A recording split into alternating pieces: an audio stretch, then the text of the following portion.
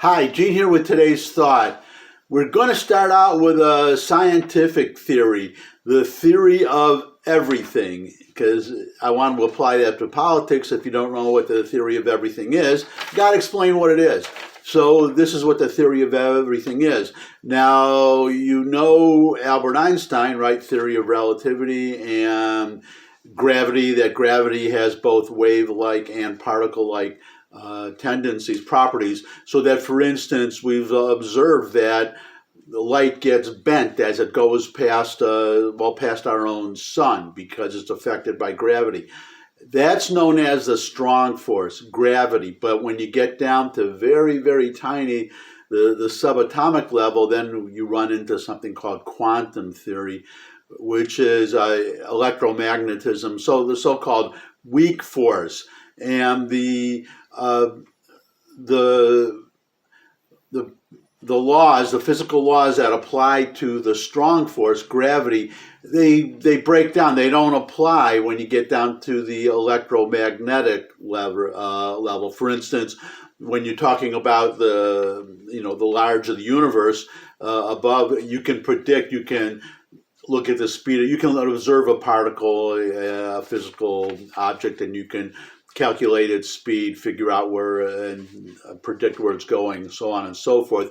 If you had your high school or college chemistry, you know that breaks down at the subatomic level, that you have electrons, you have your nucleus in the middle of an atom, and then you have the electrons that go around the nucleus, and there are various levels where the electrons, various orbits, distances from the nucleus that the electrons would occupy, but they jump among the different levels, and you can't predict where a particular electron will be at any particular time. It's the Heisenberg principle. If you watch Breaking Bad, the TV show, he calls himself Heisenberg. That's after the Heisenberg principle. That is, well, if you try to observe an electron, the light bounces off. The fact of your observing it, the light bounces off of the electron and makes it move from where it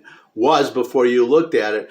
The whole point is that you have the weak force, you have the strong force, and they're two separate realms of physics. There is no theory that there's a quantum theory, and then there's Einstein's theory, the strong force theory, but there's no overarching theory that unites the both of them. Or to go, I have to look at my note here. The theory of everything unifies all the fundamental interactions of nature. So this would be gravitation, the strong interaction, which I just talked about, the weak interaction, and electromagnetism. Now you're wondering, what the heck does that have to do with politics? Well, this is what it has to do with it, because our Democratic friends have a theory of everything, which is how to explain when they screw up. And the theory comes from, I think it's a fact, I think it's a law, a democratic law of everything by now. And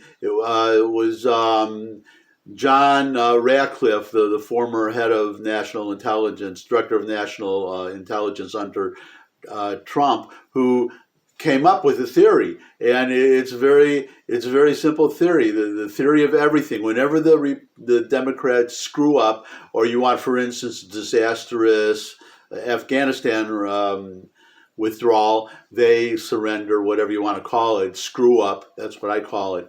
They have two explanations for everything. Whenever they screw up, there are two explanations, two go-to explanations that they always go to. And number one is it's Trump's fault, and number two is Trump did it too.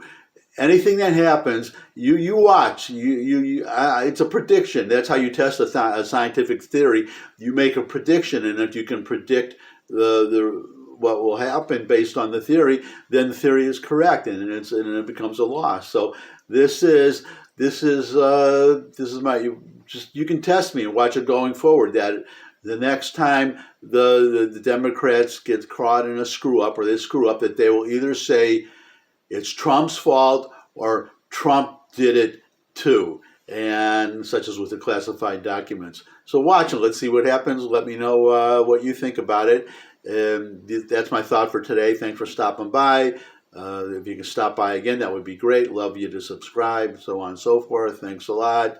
Till next time. Bye.